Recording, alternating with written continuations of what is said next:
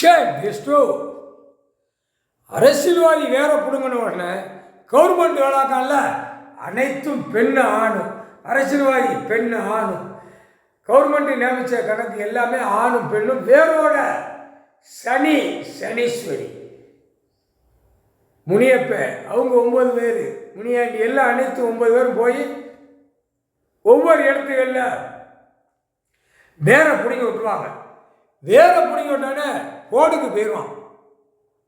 Government வேளாக்குறவன் அரசியல்வாதி அனைத்தும் அந்த போர்டு கணக்கு போயிடுவான். ரோட்டில் போர்டு இருக்கான்ல, அவனா செஞ்ச போர்டு, அவனா வச்ச போர்டு, அவனா ஆட்டி கொண்டு இருக்கிற போர்டு, அவனா பேப்பர் அடித்த போர்டு, அவனா பேப்பரை வச்சு விளையாடுற போர்டு, அவனா வச்சு பூமியை அழித்து 2ஆம் நம்பராக வச்சு திரிச்சு ஓடுற போர்டு, காகித பேப்பர் வேரோட பிடுங்கி அதுவும் சாக்கடையோட ஏற்றி போர்டில் ஏற்றிடுவாங்க. அதை அந்த காகித பேப்பரை வச்சு விளையாடுறதால அதையும் போர்டில் ஏற்றிடுவான்.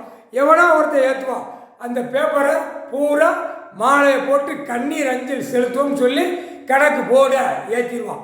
அவன் அடித்த பேப்பர் அப்போ வேரோட பிடுங்கியாச்சுன்னா முடிஞ்சு வச்சு.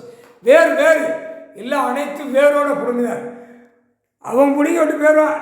நீ அண்ணன் தம்பி அவன் 9 பேர் பிடிங்கி விட்டு போயிடுவாங்க. சனி ஒருக்கா பிடிங்கி விட்டுருவான். அடுத்தாப்புல மொத்தத்திலே குளோஸ் பண்ணி முடிக்கிறது கடவுள் முடிச்சுடுவார். ஐயா நீதி அரசர் முக்கால் சத்தியம் அந்தந்த ஆலயத்தில் சிட்டி கிராமத்தை கணக்கை முடிச்சுடுவார்.